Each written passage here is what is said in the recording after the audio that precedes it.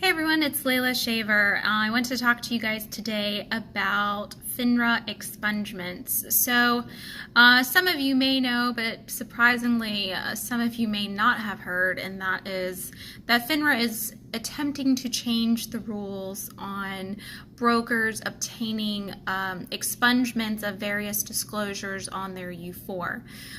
So FINRA issued Notice to Members 17-42, which proposed a lot of different changes to how brokers can request expungements to their record for customer complaints. There was a public comment period which expired February 5th, and now it's in the hands of the SEC to review and approve the rule changes. So far that hasn't happened, so these are not rules that have yet gone into effect, but it's also a matter of time as we're seeing that the SEC, even though we are in a Republican administration, we're not seeing the kind of deregulation that we normally see with a Republican administration, and the increase in regulation is actually still happening. And we also know that the SEC is putting forth different measures that they believe will protect investors, and this is one of those. So we are not going to be surprised if the SEC approves the rule changes. So this is something that can go into effect at any time. So there are a lot of changes, one of which is that there's a 1-year time limit now from the time that a disclosure, a customer complaint disclosure is made on your U4. That means that if during the course of the customer complaint, if it's initiated with arbitration, you have to request it as a point of relief during the course of the arbitration. If you don't, you have 1 year from the time that matter is resolved to request expungement. If you don't, tough shit. You're not getting rid of it.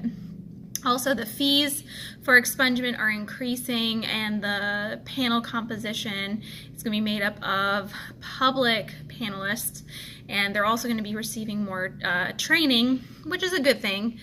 But it also has to be unanimous in their decision to recommend expungement. So what does this mean? If you have some legacy disclosures, as you may recall a few years ago, the rules change in that if you weren't necessarily named in arbitration, but we could surmise that you were part of the underlying facts, that a disclosure was made on your U4 as it pertains to that client complaint. Now that matter could have been settled, closed out, there could have been an internal investigation. It may not have ever gone to arbitration, and your firm just concluded that it wasn't a legitimate complaint. Well, your firm is required to disclose it to FINRA, and hence it's on your broker check, public records on your U4 as a disclosure.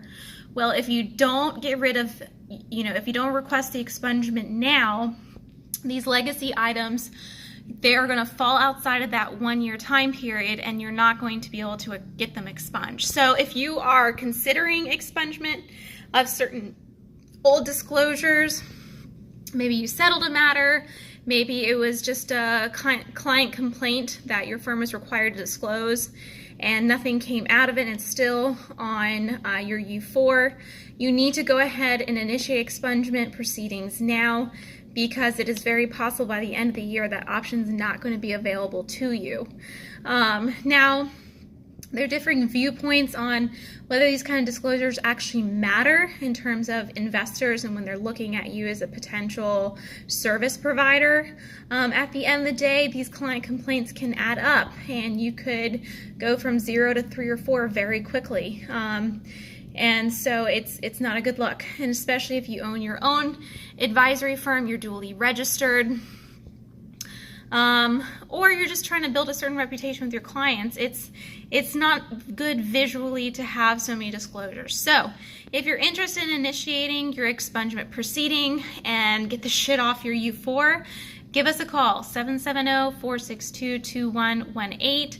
Schedule a consultation. Let's talk about the disclosures that you have, whether they qualify for expungement, what your chances would be of getting an expungement, and let's go ahead and take care of those. Let's get the proceedings initiated so that when the SEC approves of this rule, you're not caught wishing you had done something sooner. So again, 770-462-2118, or you can email compliance@myrialawyer.com and schedule your consultation. Go on our website. You can schedule a consultation that way as well.